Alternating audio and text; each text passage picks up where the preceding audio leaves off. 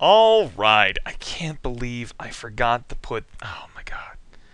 Stupid! You need all three pieces of evidence in order to convince Malone that Ventini, his childhood friend, is basically fucking him.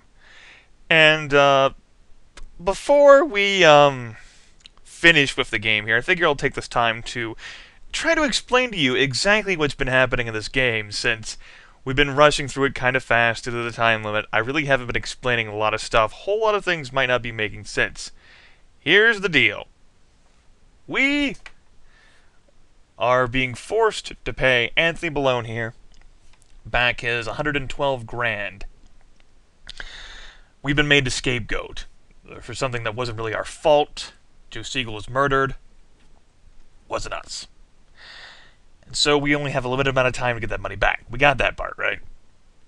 Well, we're obviously not going to be able to get that much money in over a week. At least not legitimately. We don't really have a whole lot of time to do that. You can't gamble for that much money. It's just not going to happen. What you need to do instead is find a way to get yourself out of the situation. Investigation and inspection into the bookkeeping and everything reveals that good old DV is fucking over his childhood friend, Malone. So, a great way to deal with these guys is to set up different types of evidence in their office, like Stogie's cigar ring, which, you know, Stogie is Malone's right-hand man here. That's his main dude. You put the fucking cigar ring there, the goddamn door's open and everything, DV's like, okie dokie, jigs up. And of course, Malone is super trustworthy. His childhood friend refuses to believe it. As you guys noticed, I only had the diary and the letter that we found in Sugar Shack there. Go ahead and take a look. It's an envelope with a scrawl which says, "Sugar, if I'm knocked off, give this to the chief of police. Make sure Captain Carlson doesn't see it." And the letter here says, it's a letter from policeman McMurphy that reads, "Consider this a deathbed testimony, because if I ain't dead now, as soon as word this letter gets out, I will be. Bagman, we read that letter earlier.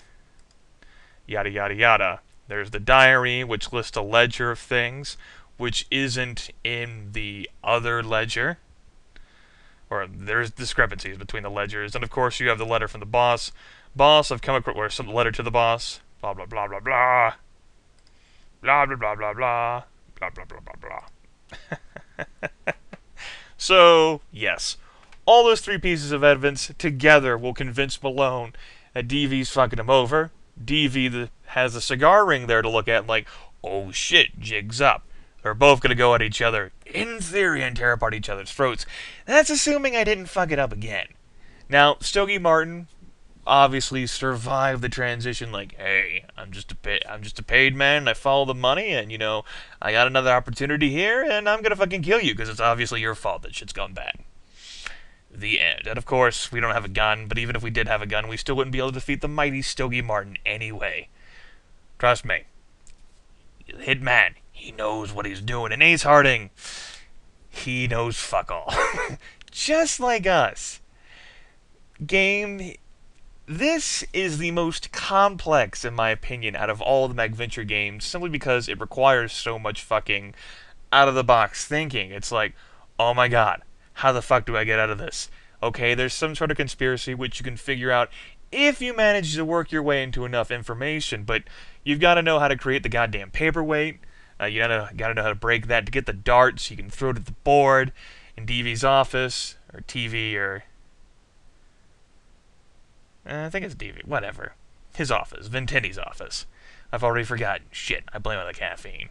You gotta know how to do that so you can open the secret office there, so you can delve in, so you can look around, get some information.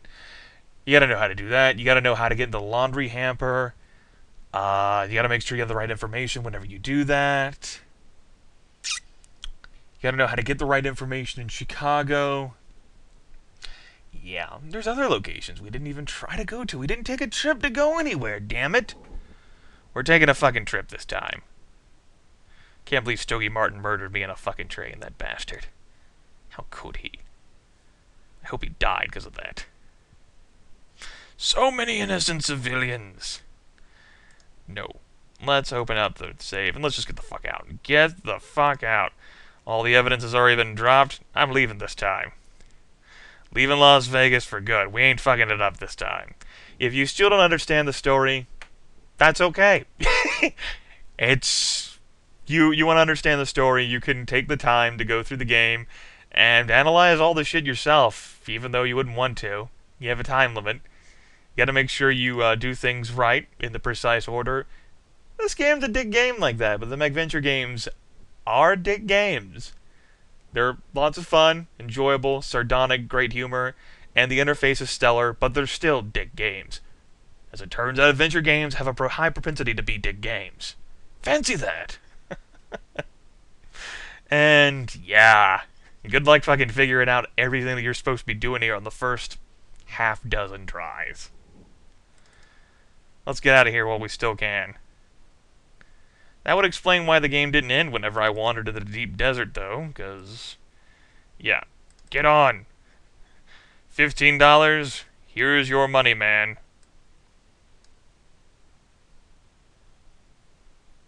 Oh, thank you for my change. Appreciate it. Thank you, sir. Goes to bother someone else. What do we got there? This passenger cannot be seen clearly. Perhaps you need glasses? Ouch. Well, what do we got going on here? This guy's sawing logs. Even from here you can see his tonsils. Alright, train's moving along. Chugga chugga chugga chugga woo woo. You half wake from your slumber, look around the train, and fall back into a peaceful sleep. Hooray! You arise well rested to see glimpses of the city as your journey nears its end. Welcome to Los Angeles. Meanwhile, back in the city of Las Vegas, Saturday, September 6, 10:32 a.m. Suspected gang kingpin Anthony Malone enters the Lucky Dice Hotel and Casino. Oh boy. Saturday, September 6, 11:05 a.m. Alleged mobster Daniel Ventini, okay, Dan, arrives at the suspected mafia laundering operation. Well then. When you get to town, the newspapers are full of the Great Las Vegas Shootout. Your strategy of telling Malone and Ventini about each other worked perfectly. When the dust settled, they were dead. They had gotten each other before either could get to you. Congratulations! Yay! We did it! We did it! We did it! Yay, lo hicimos! We did it! We had a gruesome gangland gunfight. Yeah, we did it! We did it! This here contract has been put out on Ace Harding, alias Grimith Jack Reaper, who is to be done away with, carried off, put out of the way, liquidated, bumped off, taken for a ride, rubbed out, stifled, snuffed out, or have a fatal accident. The adventure team salutes you. Please enter your name for your certificate of accomplishment. Thank you. Thank you. Thank you. Thank you. We really didn't get to see Los Angeles. Nothing good was there. Or any other locations we've gone to. St. Louis? Not important. What was important was Gabby. And, the old lady. And Stogie Martin. Cigar rings. And, yeah. That's it, folks. The end of the last video still pains me. But I guess it got us to spend more time together in this series, and enjoy the wrap-up of the MacVenture games. That's it, folks. I've done all 4 of them now. Game over, yeah! My favorite of the series, I think, would have to be Uninvited. Shadowgate's a dick game. Deja Vu's a dick game. Deja Vu 2 is certainly a dick game.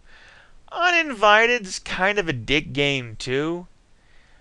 The main problem that I had with that, though, was the first exposure I had to was the NES port, and the fucking music creeped me out, gave me goosebumps, made my eyes water, and the death scenes were, for their time, pretty gruesome.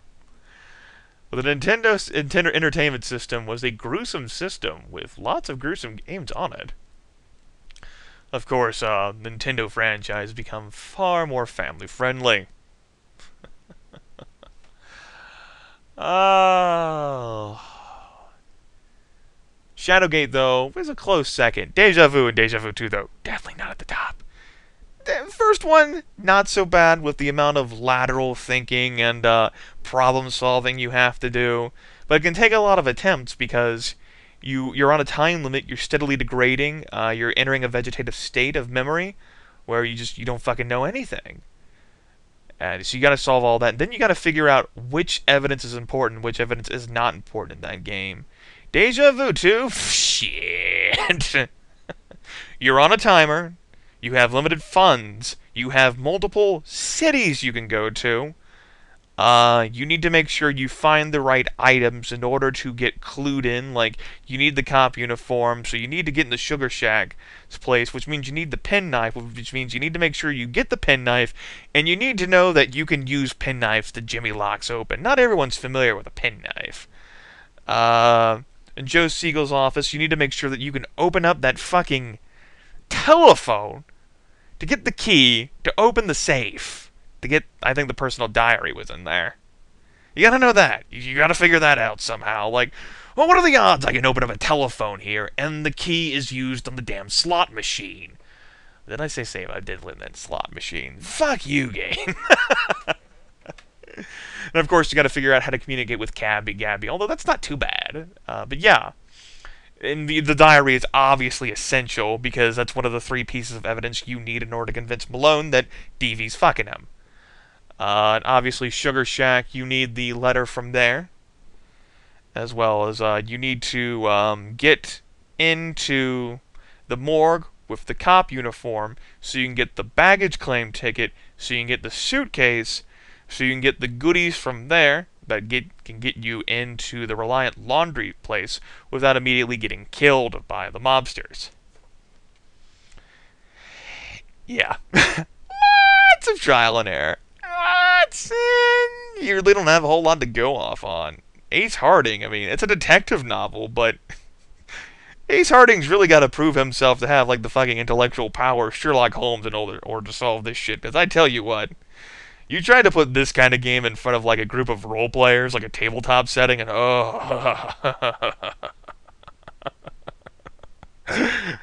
oh. So let me get this straight. We have no clues. I mean, you need to make sure you give folks like 3 different ways in order to achieve a conclusion.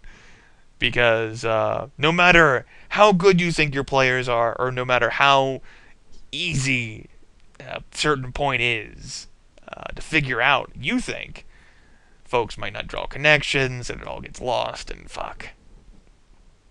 I think that's enough rambling for this video, and for this series. If another MacVenture game is ever released, or ever feel like playing one of the ports, I'll let you know. We'll figure it out together. But hope you enjoyed this confusing walk through pain and misery that is Ace Harding's life. At least he doesn't have to worry about anyone killing him now, though, so he can go back to getting drunk and gambling. Hooray!